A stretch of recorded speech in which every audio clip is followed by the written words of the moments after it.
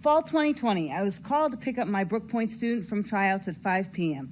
I turned on to Persevere over by Mason-Dixon, sat in traffic to turn out of my subdivision onto Hope, then turned left on the Stafford Ave, which was backed up to the start of the street. 20 minutes later, I ended up making a U-turn and picked up my son and his friend from the Mormon church on Courthouse.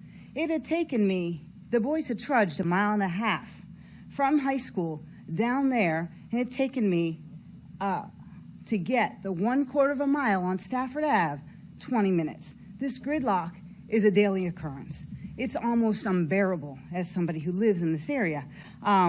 Or how about turning left from Hope Road on to Route 1, which I know we're talking about changing and doing these intersections, but right now at 5:30, a 10-minute trip to Emery Mills is a 30-minute trip. These are everyday occurrences, and again, I know there's plans. I mean, I love driving in pandemic Stafford, but that is over. So there are more houses, there are more cars.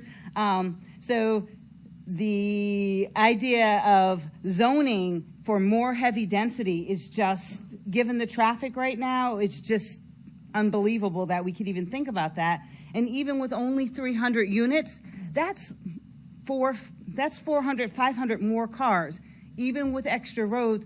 First, let's make the changes. Let's see how everything looks once we do it, because this is your bottleneck nightmare area of Stafford. I mean, Friday afternoon, we all know you don't drive up Route 1. You have to go around to the little back ways and around. And at this point, we're talking about adding 2,000 more cars minimum when you're talking about doing this route. I looked at the 5 or the 3 in the zoning blocks, and so that's what I'm coming to say. No, take your time. Let's get through improving the area so that residents who live here can get places. I can't imagine who wants to go to the Stafford area, this new little area, because we won't be able to enjoy it because we'll fought through traffic. It won't even be worth going to. I just feel that everybody here on the board should understand that I live in this area, so do a lot of other people. What the previous lady just said, yes, it is impossible to get around this area. Now, all of you on this board, I expect you to really have consideration not to destroy the area where we live by doing all this stuff. I'm hoping that you will not pass rezoning, because it's just not worth it. I'm a taxpayer. I live here now. I came here 5 years ago. I live over in Summerwood. But this is very important to me. I came from Prince William County. I fought the county on several issues, and I won. This right now is not a matter of winning or losing. This is getting along with the tax-paying voters here. Plus also, anybody on this board who is voting for this, don't forget, you're elected officials. You can be voted out as well as you can be voted in. So I'm hoping that all of you, especially you, will take consideration for the people who live in this area. This rezoning is not good for our area.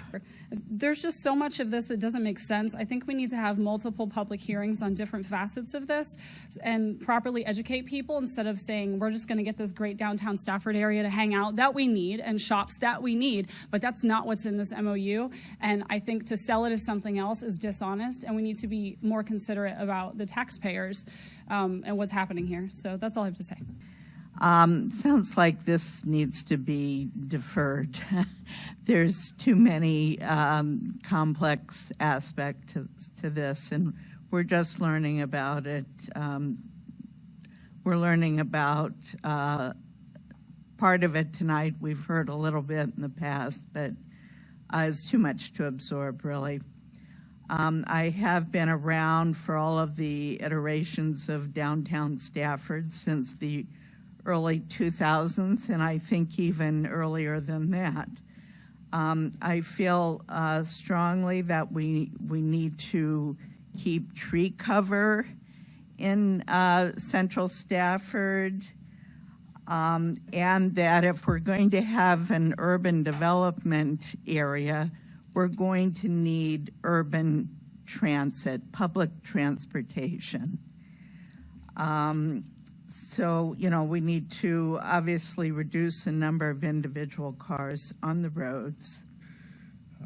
I I actually came down here because I'm opposed to increasing any of the density in Stafford County. I moved here 32 years ago because it was a rural county. I didn't want to live in Fairfax or Prince William or any of those places. And this county is quickly being turned into an overpopulated mess, to be frank.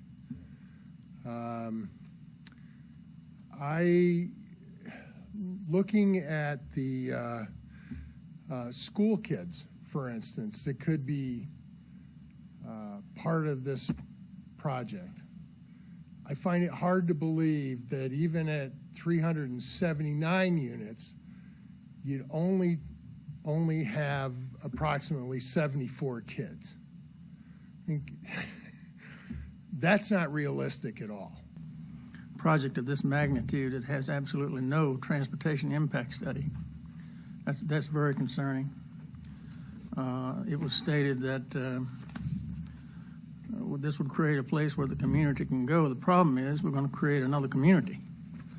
I mean, if you're going to build for 4,343 residents, you're actually building another community. So where's everybody else coming from?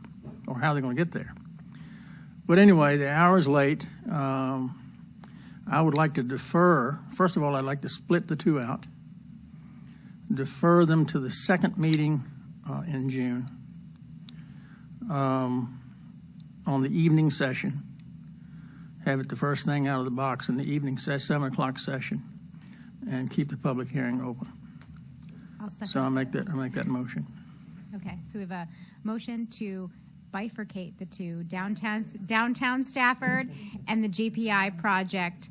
So, and when we do that, we want to make sure there's two separate public hearings for them individually and two separate staff presentations, because I believe it's incredibly convoluted and confusing for the public to really understand the impacts of both of these projects when we present them in a lump sum amount. And I think it reduces transparency, and you want them on the second meeting in June at the 7 p.m. We're going to leave the public hearing open so that the public can come and speak again. And then it will be first on the agenda for the public hearings. And then we have a second by Ms. Baumke. Any further discussion? Okay, go ahead and cast your votes.